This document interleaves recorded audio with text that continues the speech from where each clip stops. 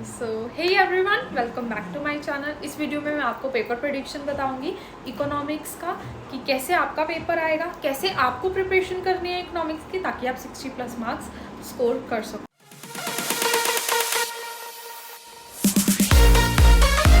इस वीडियो में मैं आपको टॉपिक्स भी बताऊंगी कौन से टॉपिक्स पे आपको ज़्यादा फोकस करना है। मैं आपको स्ट्रेटेजी भी बताऊंगी इकोनॉमिक्स में आपको कैसे चलना है, बिकॉज इकोनॉमिक्स एक ऐसा सब्जेक्ट है जो आपका एग्रीगेट बढ़ाएगा। इसमें आप इजीली 60+ मार्क्स तो स्कोर कर ही सकते हो। तो मैं टॉपिक्स भी बताऊंगी किसमें ज़्यादा फोकस करना है आपको। पेपर एनालिसिस पिछले जो पास पेपर्स है उसके बेस के ऊपर बताऊँगी मैं आपको कि कौन से टॉपिक्स आते हैं हर बार।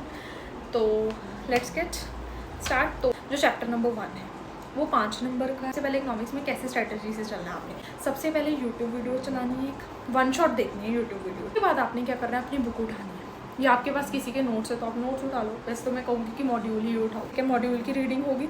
मॉड्यूल की रीडिंग करके ऑन द स्पॉट उसके MCQs करना है। इससे आपको टॉपिक्स पता लग जाएंगे कौन सा टॉपिक आपको नहीं समझ में आया, वीक है, उस टॉपिक को ध्यान दे लो या उस MCQ को मतलब देख लो, सर्कल लगा लो, ऐसे करना, ठीक है। एंड वन मोर थिंग, ये आपके ऊपर डिपेंड है कि आपने 1 शॉट देखना है या नहीं। आप डायरेक्ट मॉड्यूल रीडिंग करके MCQs भी सॉल्व कर सकते हो या 1 शॉट देख के फिर MCQ सॉल्व करो, मॉड्यूल रीडिंग मत करो। इंट्रोडक्शन वाला चैप्टर है, 5 नंबर का आता है चैप्टर। इस चैप्टर में से ज़्यादातर जो क्वेश्चन पूछा जाता है इसमें टाइप्स ऑफ इकोनॉमिक्स पे क्वेश्चन आ सकता है। इस पे आ सकता है। इसके जो नाम है ना डिफरेंट टाइप्स के, फ्री इकोनॉमी कहते हैं कैपिटल इकोनॉमी को, तो इसका ये नाम भी देख के जाना, ठीक है, क्योंकि नाम पे भी पूछ लेते हैं कि इसका दूसरा नाम क्या है, ये भी एक बार ही देख जाना, ठीक है ना, याद कर लेना इसको। पॉजिटिव एंड नॉर्मेटिव पे भी आता है क्वेश्चन, एक बार उसको भी देख लेना। तो उसके बाद जो डिमांड वाला चैप्टर है वो 10 मार्क्स का आता है चैप्टर। डिमांड एंड सप्लाई में से ज़्यादातर क्वेश्चन किस पे आता है, इसमें टाइप्स ऑफ इलास्टिसिटी, उसके ऊपर न्यूमेरिकल जरूर आता है, 1 से 2 न्यूमेरिकल तो बनते ही बनते हैं। इस पर एक पेप्सी वाला न्यूमेरिकल आता है, कोको कोला का आता है, जैसे आपको प्राइस दे दिया कि ओल्ड प्राइस इतना, न्यू प्राइस इतना है, तो इसकी क्वान्टिटी बताओ।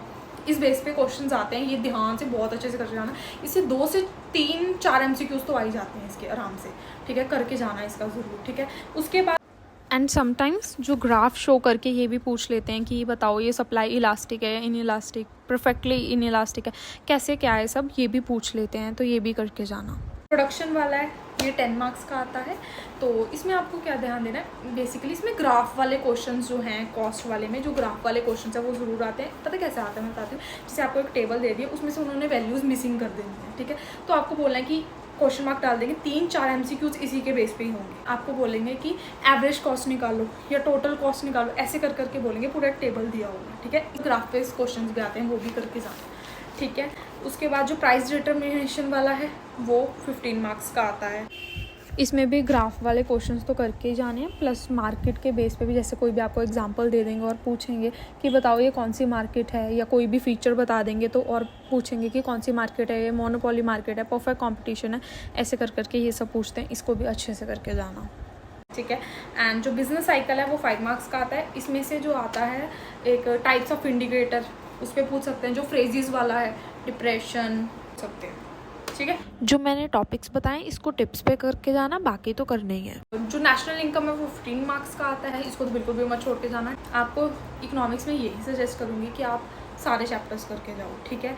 1-2 5-5 मार्क्स के अगर आपने छोड़ने हैं, 1-2 छोड़ना है, इंडियन इकोनॉमी आप छोड़ सकते हो। वैसे मैं बोलूँगी सारे ही करके जाओ, बिकॉज क्या चीज़ है, इकोनॉमिक्स ही आपके मार्क्स बढ़ाएगा। ये एक चीज़ होती है, ये आपका एग्रीगेट बढ़ाएगा। जो 40 मार्क्स हैं आप पास तो हो जाओगे, बट आपका जो, जैसे आप कई बच्चे लॉ में वीक है, मैथ्स में वीक है, उसमें उनके 40 ही आ सकते हैं, ठीक है, वो इतनी ज़्यादा प्रिपरेशन नहीं। इसमें इकोनॉमिक्स में ज़्यादा मेहनत नहीं लगती है, ठीक है। मैं बोल रही हूँ 1 शॉट वीडियो देखो, उसके बाद अपने मॉड्यूल की रीडिंग दो, आपको समझ आ जाएगा। आपने बोला कि जो मैंने वीडियो में देखा ना वो ही होगा सारा, आपको इतना टेंशन लेने की जरूरत नहीं। या फिर आप ऐसे भी कर सकते हो, मॉड्यूल रीडिंग नहीं करनी, क्या करो आप, जैसे मॉड्यूल रीडिंग इसलिए बोल रही हूँ, देखोगे आप तब आपका रिवाइज हो जाएगा। अगर आप मॉड्यूल रीडिंग करोगे तो आपका 2nd बार रिवाइज हो जाएगा, 2 बार रिवाइज हो जाएगा आपका, मैं इसलिए बोल रही हूँ।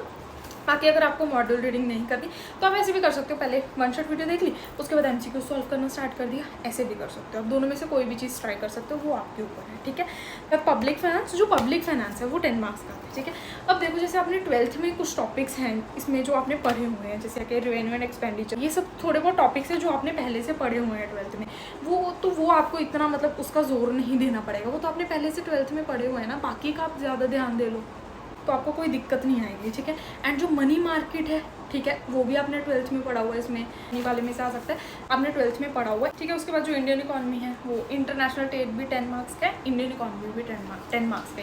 मोस्ट ऑफ द जो चैप्टर्स हैं माइक्रो एंड मैक्रो के, वो ज़्यादा से ज़्यादा 10 मार्क्स के हैं। ऐसे कर सकते हो कि जो चैप्टर आपने छोड़ना है थोड़ा बहुत, उसके MCQ से ही सॉल्व कर लो। मतलब ये टाइम, ये पता कैसा है इकोनॉमिक्स, आप कम टाइम में आपका ज़्यादा हो जाए, टेंशन मत लो, ठीक है। जो कह रहे थे कि हमें सिर्फ अकेला माइक्रो आता है, मैक्रो हम पूरा छोड़ जाएंगे, ऐसे मत करना। माइक्रो कर लो, सारा बढ़िया है, माइक्रो कर लो, बट मैक्रो में से कुछ कुछ चैप्टर्स कर जाओ, जस्ट लाइक नेशनल इनकम सारा कर जाओ, वो 15 मार्क्स का आएगा, ठीक है। जैसे अब मैंने बताया कि जो 12th वाला है money market and public finance, ये 2 चैप्टर्स कर जाओ। ऐसे ही अपनी प्रिपरेशन करते रहो अच्छे से। 80-90 तो मैं तो कहती हूँ आप करो स्कोर इकोनॉमिक्स में, ठीक है। तो ऐसे ही स्ट्रेटजी से चलना है।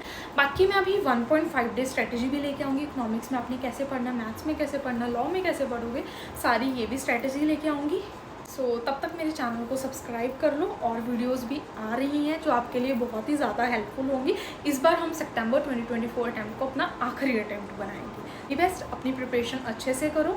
और मैं सोच रही हूँ कि इकोनॉमिक्स का आपको एक प्लान भी दे दूँ, क्या क्या चैप्टर कौन से दिन आप कर सकते हो, ऐसा क्या प्लान लाऊँ मैं, मुझे ये भी बता देना please. Okay, so thank you so much.